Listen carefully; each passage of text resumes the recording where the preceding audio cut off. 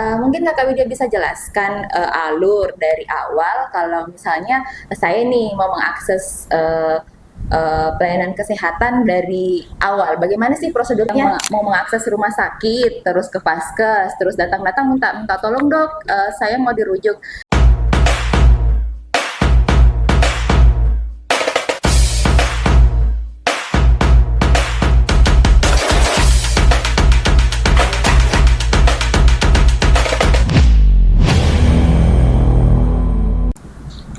Assalamualaikum warahmatullahi wabarakatuh. Halo Sobat JKN, selamat datang kembali di Popo Pola Wali Podcast Talk Talk Talk. Hari ini bersama saya Nur Fajri Alia selaku host pada podcast kali ini akan membawakan tema terkait pelayanan pada program JKN, dan tentunya pada pagi hari ini kita ditemani oleh narasumber yang super kece badai dengan Kakak Widya. Selamat datang Kakak Widya. Hai. Bisa Kakak Widya memperkenalkan diri terlebih dahulu? Boleh, terima kasih Kakak Ulfa. Perkenalkan, nama saya Widya Lestari, bisa dipanggil Kakak Widya. Saya sebagai verifikator klaim di bagian penjaminan manfaat dan utilisasi. Baik Kakak Widya, jadi mungkin Kakak Widya bisa menjelaskan sedikit apa-apa saja sih yang dijamin pada program JKN? Dalam program JKN, pelayanan kesehatan yang dijamin itu berdasarkan indikasi medis. Nah, indikasi medis itu berdasarkan rekomendasi dari dokter. Nah, pelayanan kesehatan juga ada di puskesmas, di rumah sakit, ada apotik, optik, dan juga ada alat bantuan kesehatan. Oh, banyak juga ya Kakak Widya yang dijamin dalam program JKN. Iya, banyak. Terus mungkin Kakak Widya bisa jelaskan alur dari awal kalau misalnya saya nih mau mengakses pelayanan kesehatan dari awal. Bagaimana sih prosedurnya? Iya, yang pertama kita harus ke fasilitas kesehatan tingkat pertama yang dikenal ada puskesmas, dokter praktek perorangan, atau dokter gigi. Oh, jadi memang harus vaskes tingkat pertama dulu ya Kak Widya? Iya. Oke, terus Kak Widya gimana lagi? Kalau dalam kondisi kegawat daruratan, boleh langsung mengakses UGD ke rumah sakit. Tapi kalau tidak dalam kondisi gawat darurat, harus ke vaskes tingkat pertama dulu.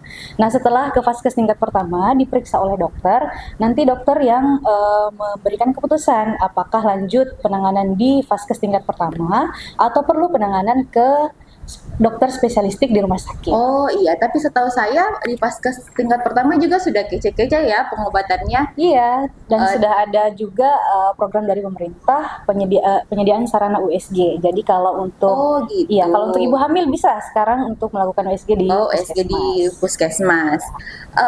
Oke Kakak Widya, selanjutnya mungkin kan ada nih pelayanan kesehatan yang dijamin. Hampir semuanya dijamin kan oleh BPJS Kesehatan selama sesuai prosedur.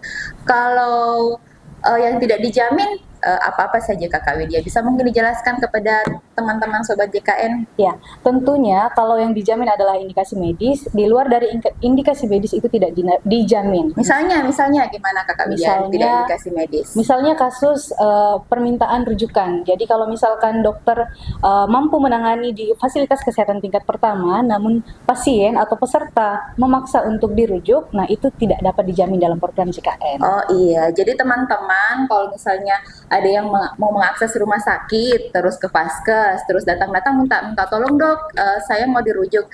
Itu artinya di luar dari prosedur ya? Di luar dari ketentuan yang tidak bisa dijamin. Jadi harus sesuai dengan indikasi medis. Ada lagi Kakak Widya apa saja yang mungkin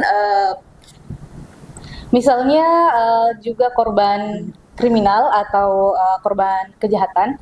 Jadi kalau ada kasus dibegal atau yang lainnya pengeroyokan itu tidak dapat dijamin dalam program JKN.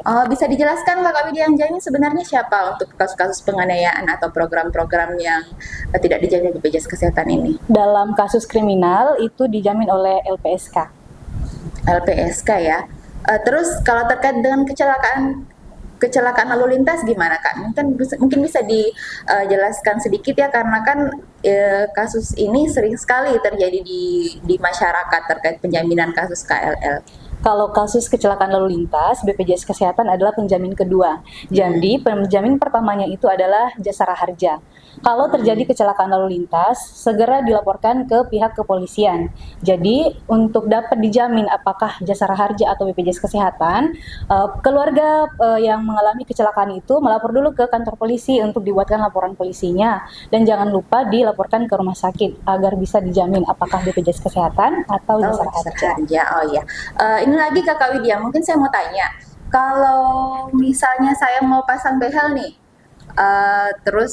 kan gigi saya nggak rata nih Kak Widya, saya mau pasang behel, dijamin atau enggak sama BPJS Kalau Kesehatan? terkait kosmetik ya, kecantikan Ya. estetik. Kalau dalam kondisi seperti itu tidak dapat dijamin dalam program JKN. Oh, karena tidak indikasi medis ya? Iya, betul sekali. Jadi kalau indikasi medis di luar dari itu, misalnya giginya copot karena kejadian tertentu, itu bisa namanya alat bantu kesehatan ya, protesa gigi. Oh, protesa Iya. gigi.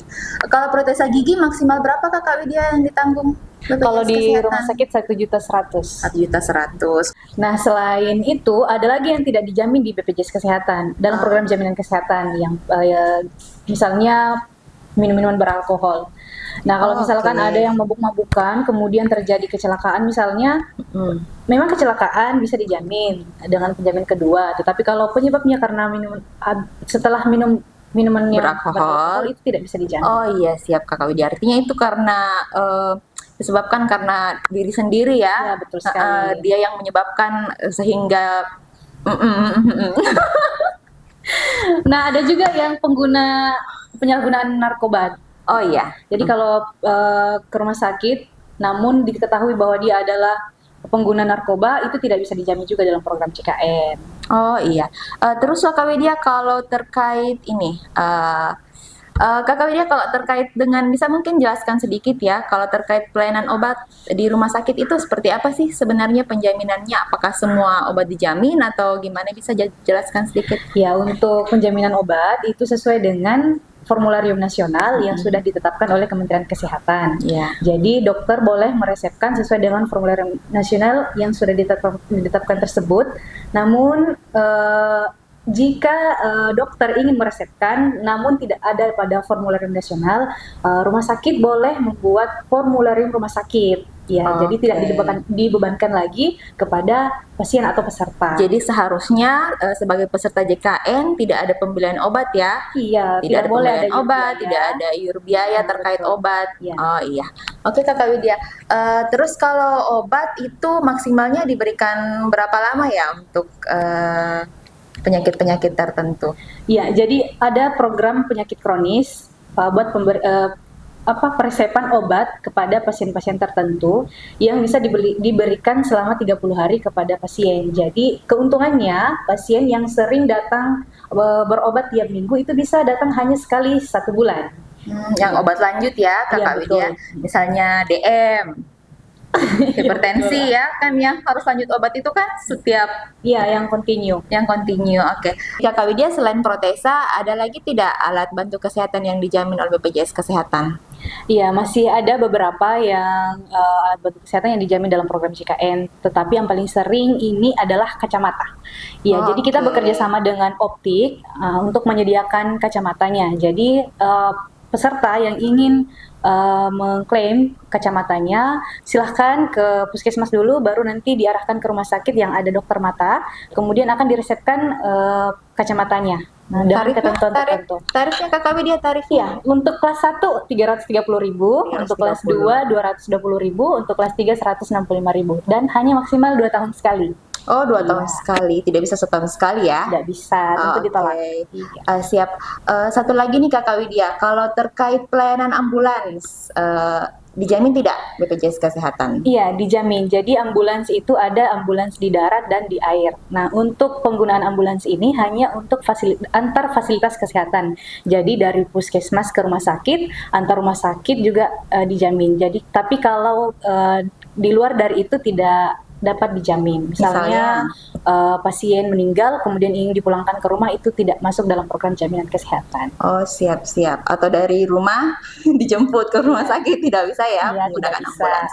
Hanya antar vaskes. Oke, terima kasih Kakak Widya, informasinya yang sangat berguna untuk Sobat JKN di Kabupaten Polewali Mandar. Nah, Kakak Widya, sebelum kita tutup, ada yang ingin disampaikan? Oke, jadi untuk Sobat JKN semua, dimanapun berada, khususnya di Polewali Mandar ini, 3 hal penting yang harus dicatat ya. Yang pertama, harus selalu menjaga kartunya tetap aktif agar pada saat ingin mengakses layanan kesehatan dapat dilayani dan dapat dijamin. Kedua, untuk dapat dijamin harus mengikuti prosedur pelayanan kesehatan yang berlaku. Dan yang ketiga, harus selalu tetap jaga kesehatannya ya, jangan sampai sakit. Nah, Sobat JKN, itu tadi informasi terkait pelayanan kesehatan pada program JKN. Semoga bermanfaat. Sampai ketemu pada podcast selanjutnya. Polwali Podcast, talk talk talk.